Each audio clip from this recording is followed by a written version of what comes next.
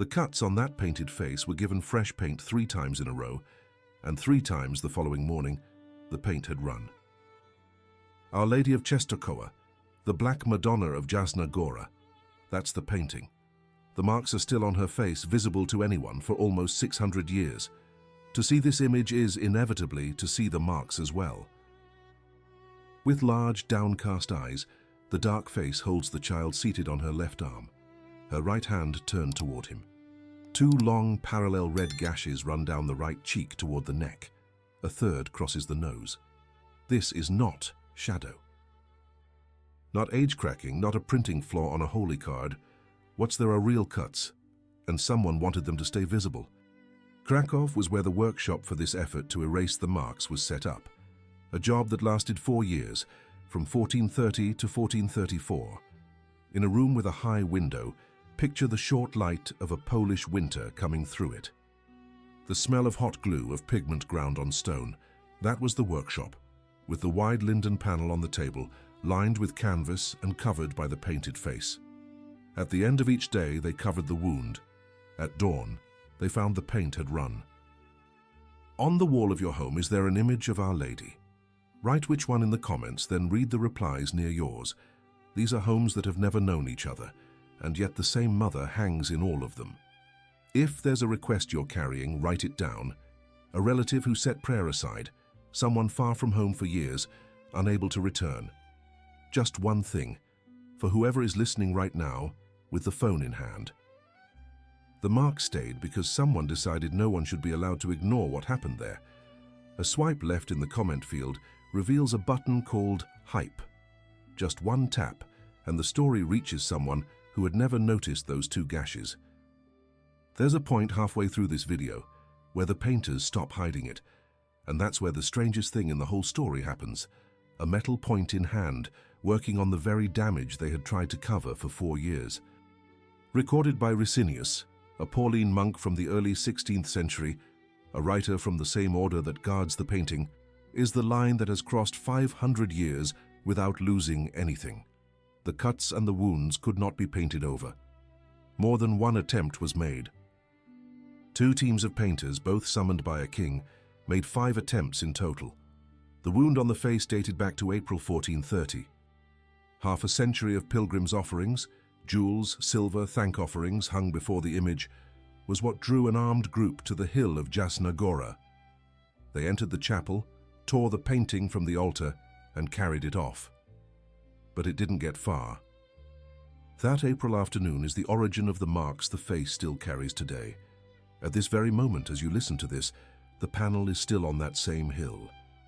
Since 1382, without interruption, the same monastery and the same monks have guarded that painting, the Pauline Fathers of the Order of St. Paul I Hermit. And today, August 26th, is the day dedicated to it. Set in 1931 by Pope Pius XI, the date holds in Poland the highest rank on the church calendar, a solemnity. In Brazil, it remains just an ordinary Wednesday in ordinary time, with no proper celebration. For an entire nation, it's the most important day of the year. On the other side of the world, on that same date, just an ordinary day. Almost 50 years before that workshop in Krakow is where the answer to the paint that wouldn't stay lies. A dirt road in Eastern Europe, a wrapped panel on top of a cart, and a duke determined never to give it back. Where the tradition of the monks of Jasna Gora begins is not in a church nor in a palace, but in a carpenter's workshop in Nazareth. Tradition traces the origin of the panel to a cypress tabletop made by the hands of Jesus in the house of the Holy Family.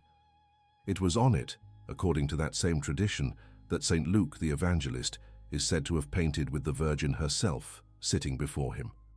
None of this is documented history. It's pious tradition. There's no document, there's no material proof, there's nothing to support it beyond the devotion that has repeated it for centuries. The Church has never declared it historical, and this video won't either. It's exactly the same care taken with the other Marian icons attributed to that same evangelist. Like the Salus Populi Romani in Rome, tradition attributes the painting to St. Luke. That is not the same as saying St. Luke painted it. That same tradition describes an enormous journey. Saint Helena, mother of Emperor Constantine, is said to have found the painting during her journey to the Holy Land in the 4th century, and to have carried it to Constantinople. From there it supposedly passed into the hands of Charlemagne, who is said to have given it as a dowry to Prince Lev of Galicia, in what is now western Ukraine. And there in the royal palace of Belz, it is said to have remained for nearly 600 years, passing through generations of a royal family that almost no one remembers today. Part of this story, however, belongs to another painting, and it's only fair to give credit where it's due. It's often said that the icon of Częstochowa saved Constantinople, displayed on the city walls against a siege. The image that did that was a different one. The Blachernitisa, the Panagia of the Blachernai, carried in procession along the walls by Patriarch Sergius during the siege of 626, and again in the sieges that followed it. These are two different images, with two different stories. And the Częstochowa image doesn't need the other one's borrowed story, because the material history of that panel is strong enough on its own. Non-destructive scientific examinations, carried out mainly between 1948 and 1952, using X-ray and microscopy, showed what the painting is on the inside. It's tempera, painted on 3 lindenwood boards covered with canvas. It measures 121.8 centimeters in height by 81.3 centimeters in width and reaches 3.5 centimeters in thickness. It's a heavy panel, the size of a small door, made to outlast whoever carried it. The results of these examinations are published. The Jasna Gora shrine itself presents them, and the reference study is by a Polish researcher named Kozlowski, published in a university humanities journal in 1955. It's not secret material, and it's not devotional material. It's a technical report, the kind done on a work of art before anyone touches it. And the X-ray revealed something else, which will matter a great deal shortly. That painting has layer upon layer. It was repainted and restored several times over the centuries, one surface on top of another, like the wall of an old house. The pigments and technique are those of medieval Eastern European iconography, consistent with the 13th through 15th centuries, not the 1st. In other words, whoever painted that face was not an evangelist, and it wasn't done in Nazareth. That doesn't diminish the painting one bit, it simply places it where it belongs. What history documents with certainty begins in 1382. After a Tatar attack on the fortress of Belz, Duke Władysław Opolczyk decided to take the image out of there and bring it into Poland, to a safer place. He chose a limestone hill near a town called Częstochowa, founded a monastery there, and entrusted the painting's care to monks who had come from Hungary. The hill came to be called Jasna Gora, which means bright hill. Among Poles scattered around the world, in fact, that's still what the devotion is called today, Our Lady of the Bright Hill. The monks who came from Hungary were the Pauline Fathers. They live in silence and communal prayer, and in that year of 1382, they took on a task no one imagined would last this long. That's 644 years of a community caring for a single object, passing the key down from generation to generation, through wars, partitions of the country, occupations, and a regime that tried to dismantle the Polish church from within. That painting never left again, and it arrived already wounded.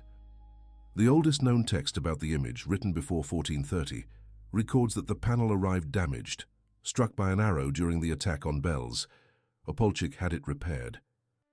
And notice how damage to a sacred painting was repaired in those days. He had the wound closed and reinforced with plates of gold and precious stones. Gold over the mark. That is the oldest documented restoration of the image, and it predates everything this video has told so far. Two different things wounded that painting, almost 50 years apart, and the old sources carefully distinguish between them.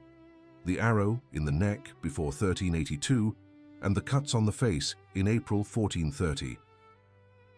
Facing the first, they covered the damage with gold, and the gold stayed. Facing the second, they tried to cover it with paint 5 times, and the paint did not stay. In April 1430, an armed group climbed up to the Jasna Gora monastery. Popular history sums it up in 3 words: Hussite raiders. They came from Bohemia, they were foreigners, they were heretics. End of story. Recent Polish historiography is more uncomfortable than that. Not even the date is settled. Some serious sources place the attack on April 14th, which that year fell on Easter Sunday. Others, cross-referencing the region's timeline, the fall of Bytom on April 13th, the siege of Gliwice starting on the 17th, point to the 16th. There's no consensus, and anyone who insists on a single day is choosing one source and hiding the other. It was in April 1430. That much every source agrees on. Jan Długosz, the great Polish chronicler of the 15th century, lived close enough to that attack to record it. The raiders did in fact come from the border region between Bohemia and Moravia, under the Hussite religious banner. But leading the group was the Prince of Volhynia, Fedor Ostrogski, an ally of the Grand Duke of Lithuania Vytautas and later of Svidrigaila, and openly embroiled in a political dispute with the Polish king himself, Władysław Jagiello, over the crown of Lithuania. And alongside him, among the leaders, were two Polish nobles, Jakub Nadobny of Rogał and Jan Kuropatwa of Lanchuchau. That doesn't mean the Poles attacked their own patroness. The group was mixed, the banner was religious, and the underlying motive was political. A dynastic dispute between Poland and Lithuania, with a wealthy shrine caught in the middle. But it does mean something that the simple version erases. The wound on that face didn't come entirely from outside. There were hands from within. What they climbed up to seize is on record, and the painting was, by far, the most valuable piece that Chapel held. That's why it came off the altar, along with everything else.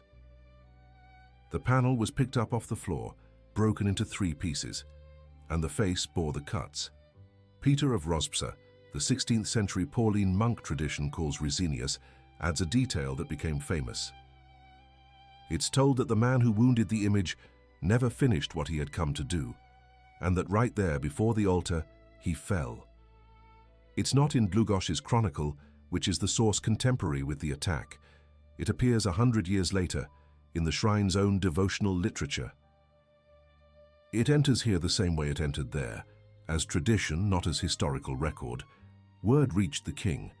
Władysław Jagiello nearly launched a military action when suspicion fell on the Hussites of Silesia, because an attack on a national shrine was, to him, a matter of state.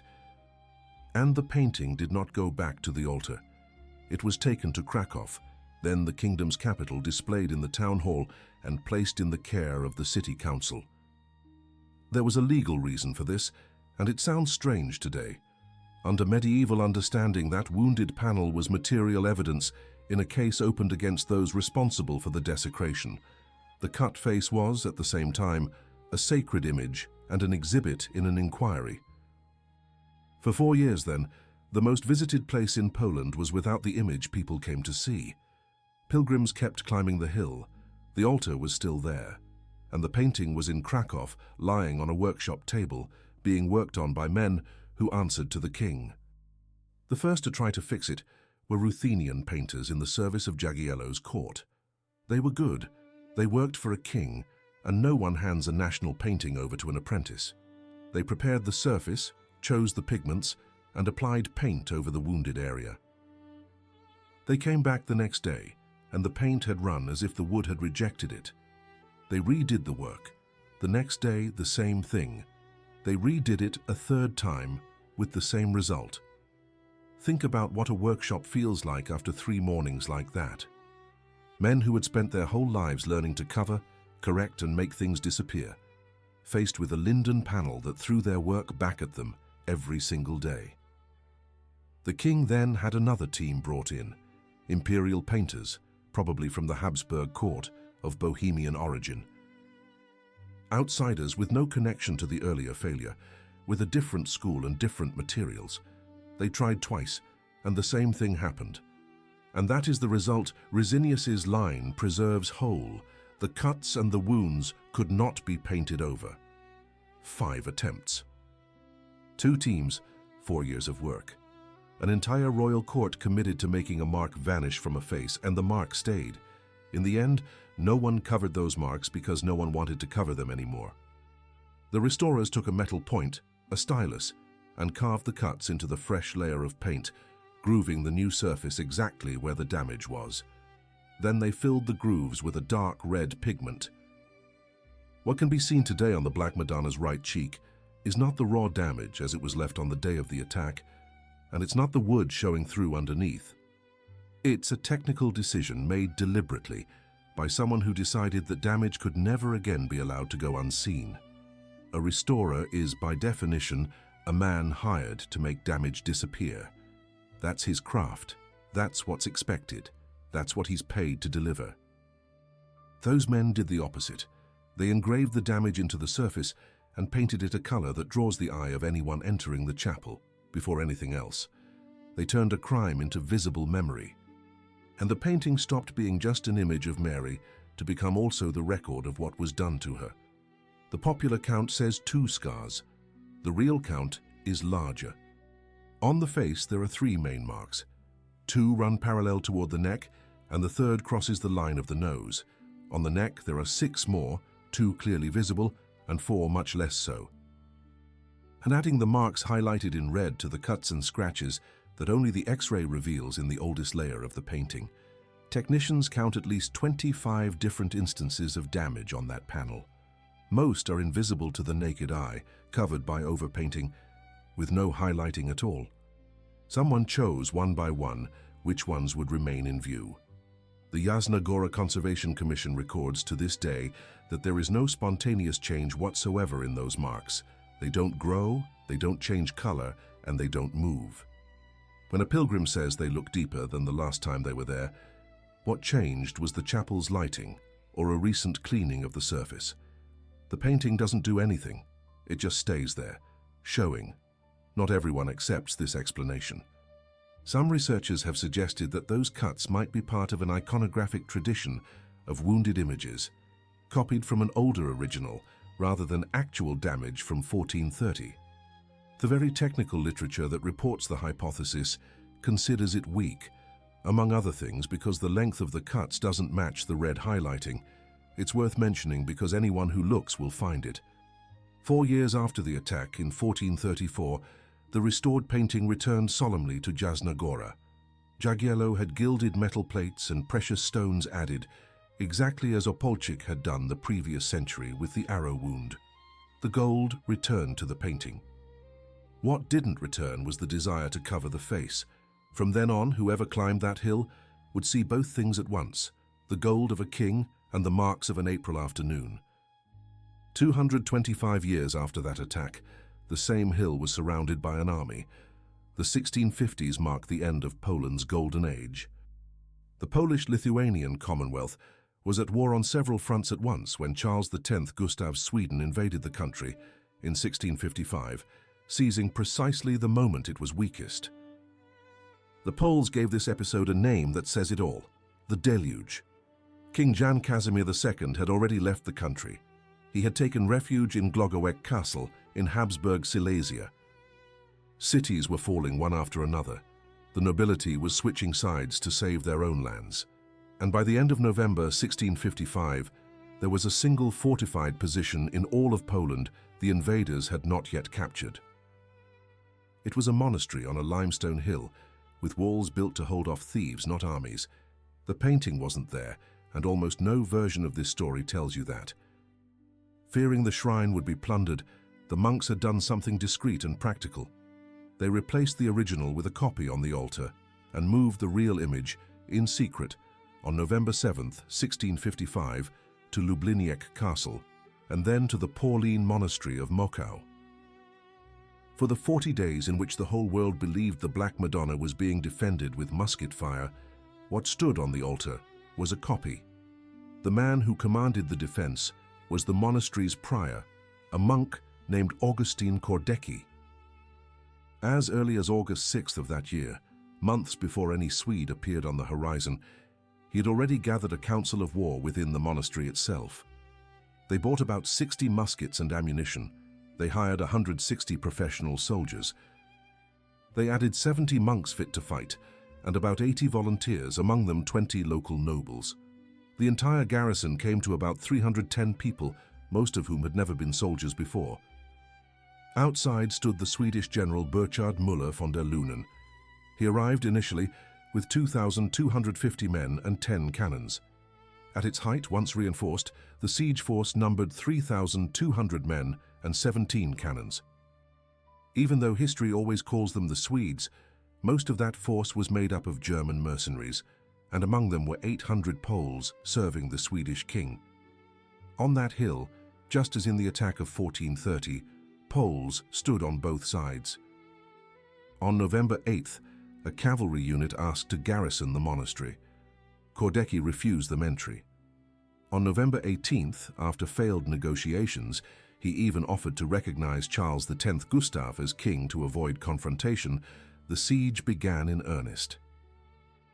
On November 28th, a surprise sortie by the defenders destroyed 2 Swedish cannons.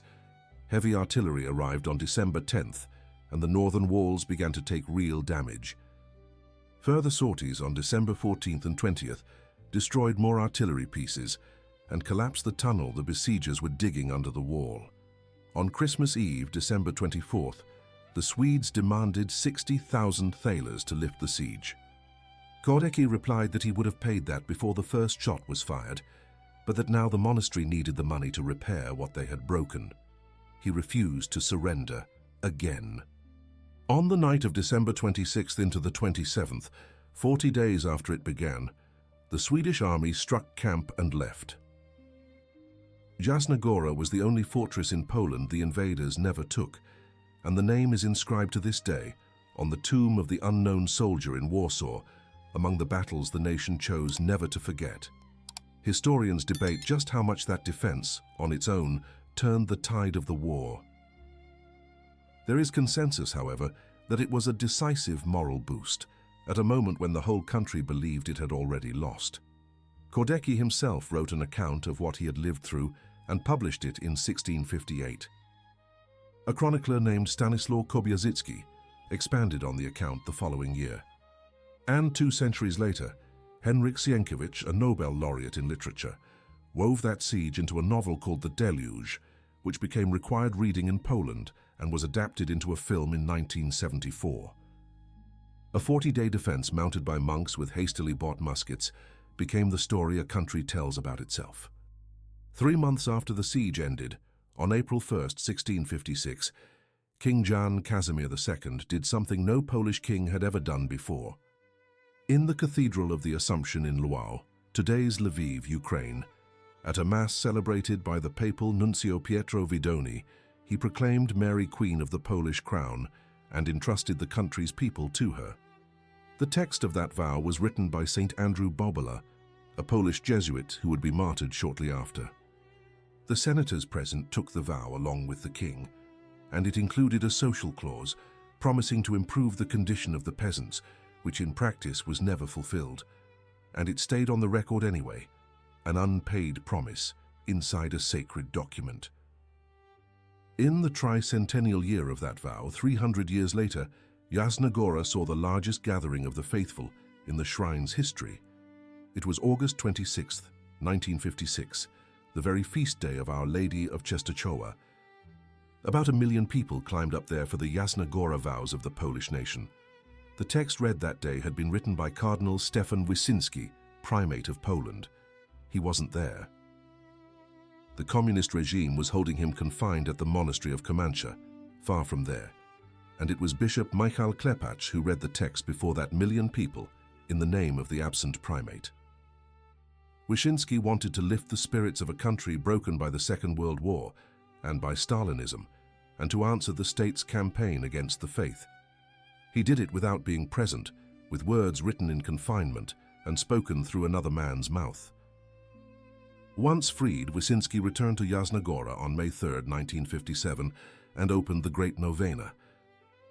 It wasn't a 9-day novena. It was a 9-year program of spiritual preparation for the whole country, which would end in 1966 with the celebrations of the millennium of Polish Christianity.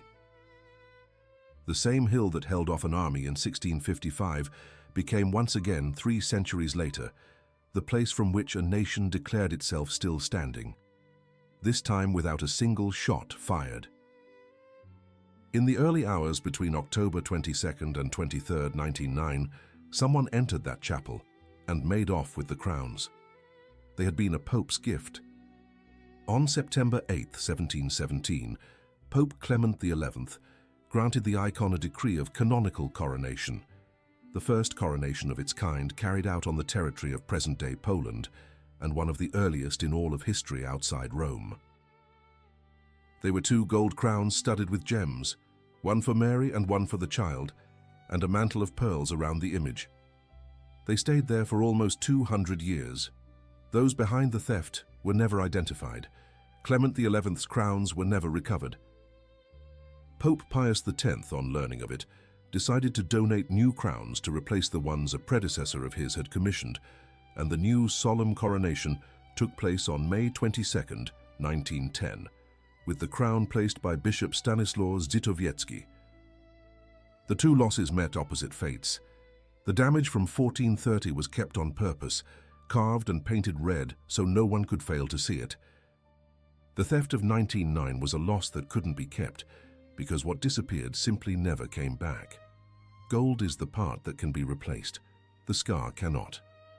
The painting has been on that hill since 1382, but today's feast is young. The date was only fixed in 1931, and its first large-scale celebration took place the following year, together with Jasna Gora's 550th anniversary. It took more than 5 centuries of people climbing that hill before the devotion earned its own day on the church calendar. Every August, organized groups set out on foot from various Polish cities toward that hill. The pilgrimage that sets out from Warsaw takes about 10 days of walking, 10 days of summer road, of dust, of rain when it comes, of feet nobody tends to properly, of people singing and people silent, crossing fields until the tower comes into view. It's rightly described as a religious and social phenomenon of national scale, and the destination of all of it is a scarred face. Inside the chapel, every Saturday at 6 in the evening, a novena is prayed to the Virgin of Jasna Gora, in which thousands of petitions and thanksgivings are presented one by one. In the 9 days leading up to the feast, many people pray their own novena at home, using sheets printed by congregations and parishes. It's popular devotion with no known birth date and no known author, and it has lived this way for so long that no one thinks to ask where it came from. A preserved mark is no scandal at all within the Christian faith, and there's a very old reason for that. In the Gospel of John, chapter 20, verses 26 and 27, the risen one enters a room with locked doors 8 days after Easter, and the first thing he does is call Thomas and tell him to put his finger into the marks in his hands. The glorified body did not come back smooth. It came back with the marks. God had all the power in the world to erase that, and did not. No one climbs up to Jasna Gora to see a perfect face. They climb up to see a face that went through all of that and still looks back. Think about your own mark right now. That thing that happened that you've spent years trying to cover, the conversation you never had, the mistake no one knows about. The year your life broke into 3 pieces and you pieced it back together however you could alone and painted over it, and the next day the paint had run again. Hiding is not the same thing as being healed. That painting is proof of it, hanging on a Polish hill for over 600 years. The marks are still there, and it never once stopped being sacred, not for a day, not for an instant, not in the eyes of a single believer. God doesn't need you to be whole to begin. He needs you to stop painting over it. If you know someone who thinks they have to hide what they carry to be loved by God, send them this story today. Our Lady of Jasna Gora, pray for us.